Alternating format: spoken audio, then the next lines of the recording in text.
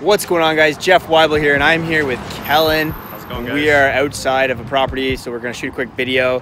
And this guy is the man right now. You are one property away from retirement, are you not? Yeah, something like that. Something like that. I think it's been a moving target. You know, as you decide you might want to inflate your lifestyle a little bit, and I think it's like, you know. How many properties are you at? So I have 7 right now. 7. Yeah, I'd like to be able to pull the trigger on a couple more. It's just because when you're able to get A-lender financing with banks, it's nice to kind of keep doing that. It's really difficult to get mortgages without a job, so. Yeah, because you have a job and you spend the whole day sending me questions while you're supposed to be working. Yeah, there's definitely definitely a lot that goes on. I try and balance my job and my work, but it's a challenge. It's nice when you have some flexibility. You can run away at lunch, that kind of thing. It doesn't take up too much of my time. It's just my days, and then I grind in the evenings and weekends. Yeah, and that's fantastic. And you obviously enjoy your camping, and you get to do all the fun stuff you like to do. You just got back from Iceland. Yep, I was there for a week. It gave me the travel bug. Kind of got me thinking about how, you know, it'd be nice to do some trips that are more than a week long, or, you know, I have 3 weeks vacation. So. Well, and the best part is you were able to relatively do this because of your real estate investing. Obviously, the job a little bit, but well, one nice thing is when you have a full-time job, you think a lot more about how can I make this real estate passive, because I can't run and do all these renovations during that I'm working. So yeah, you end up developing systems innately just by working at your well, day yeah, job. You did the renos on one of your properties, but now you don't touch them, right? Yeah, the first 2 or so I did like 20-30% of the work, but I was never great at that stuff anyway, so I was just shadowing, learning, getting to know, you know, if someone's going to lay flooring, what does that really involve? You know, why am I paying them what I'm paying them? And you kind of get familiar with, you know, which work requires more talent and that kind of thing, and, you know, what hourly rates seem reasonable where you live, and kind of get to know what you should be paying people for the work by being involved. And then eventually you can hire it out and you just start trusting them. You start dealing via text message, phone call, they send you pictures, that kind of thing. Yeah, that's fantastic. And you meet a lot of this network through London on Fire, right? Yeah, so Matt, myself, Dylan, Rosar, we started up London on Fire a couple years ago. We also have the Real meetup group, Real Estate Association of London.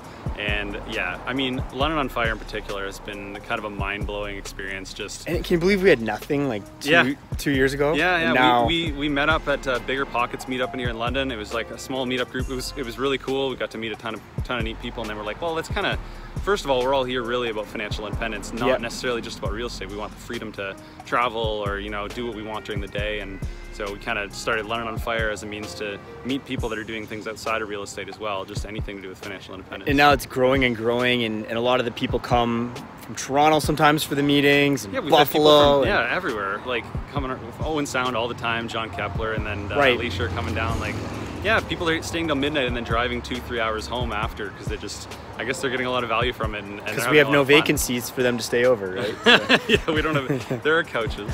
Yeah, there you go. They can couch surf. Well, that's fantastic. So let's talk about that one property you got on Horton Street last year. Do you remember that one? Yes. And so it was a property that they were asking $155,000, and it was a duplex, yellow brick on Horton Street.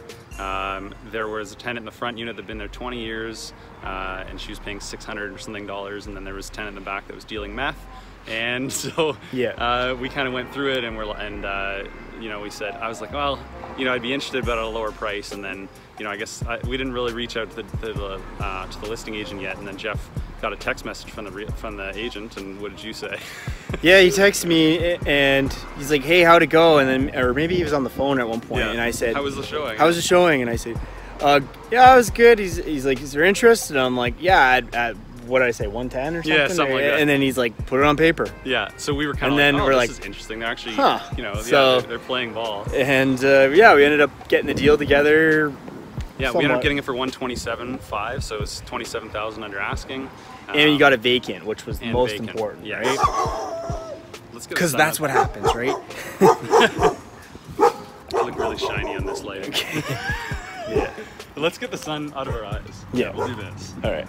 So why do you want the properties vacant normally? Yeah, typically, sometimes the rents are really low and tenants have been there for a lot of years, so you really want to, you know, get the rents to current market value, and typically you're going to need to get them out and renovate. So in this property, yeah, she'd been there 20 years, paying $600. Now that unit rents for $1,300 plus hydro, and I would think that's probably under rented. It's a 4-bed, 2-bath. We added a bathroom. So it's probably now worth at least $1,500 a month plus hydro. And then the rear unit's $875 plus hydro. So, and you know, that's almost, it's coming up on 2% rule at this point. So it turned into a really good property, and it refinanced. I bought it for $127.5. I put in about $25,000, so I was in for a little over $150, and it refied at $250. So I pulled out a nice chunk of equity on that, and making money. Yeah, it was a classic example of a burr, and I got all my money out and more, and I was able to apply that to the next few properties. Awesome. So you had the record for a while of being on every limo tour until... I think I have the record. I've been on more than you. So who's been on more than you?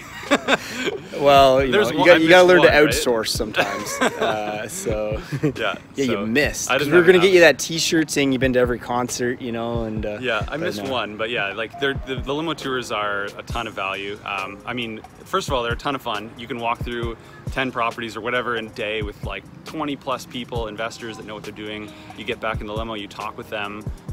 It's boots on the ground. It's one of the best ways to really get to know these properties inside and out, and get a variety of perspectives from investors, contractors, realtors, everything. And if you guys are new to the channel, what I do is I rent out a limo and we go look at investment properties around cities like London, Ontario, Windsor, Kitchener, and now people are even asking me like different cities like in the States and etc. So if you have a city and you want me to do a limo tour in it, hit us up. Me and Matt McKeever, another buddy who's been on my YouTube channel a lot of times, we'll come to your city and we'll do it. Coming to Windsor soon. We're going to Windsor this Sunday. Yeah, so we'll be there. Yep, exactly. That one's going to be amazing. We already got, well, at this time of filming, we have 22 people coming on that one right now. So yeah, and I haven't met John yet. John Sita, right? Yep. Yeah, well, John Seguin. John Seguin from Sita Developments. Yeah. So I'm pumped to meet him. He's kind of blowing my mind with what he's doing with student rentals there. And that's what we do. We like to cherry pick some really important investors in different cities and let you guys learn from them, and then you can emulate their processes as well, right? Yeah, yeah. It'd be nice to be able to do something like that here in London, but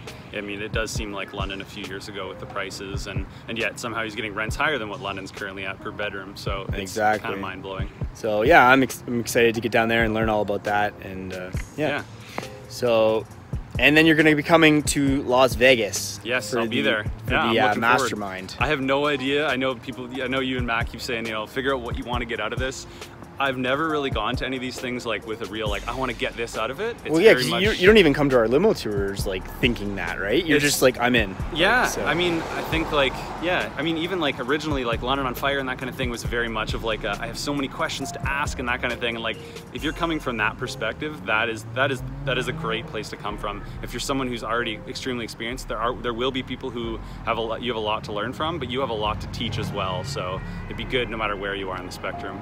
Absolutely. Like, I'm excited to be there and link you with somebody else that's going to make your business better back in London, Ontario, or who knows, you have the travel bug, right? So you're going to be meeting people from Germany, Australia, all over the States.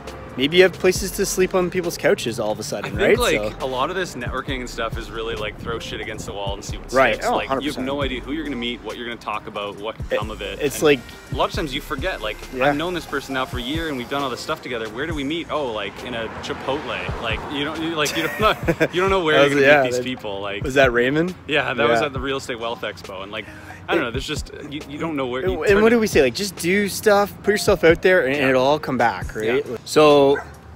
Now you're gonna buy a big car. Yeah. Actually, I really like what Adam Steeper's doing with the RV and like the camper van. I was definitely spending a bunch of time Googling that today, and like I love the idea of getting camper van, driving across Canada, going through the States, just the minimalist lifestyle. I think financial independence will lend really well to that.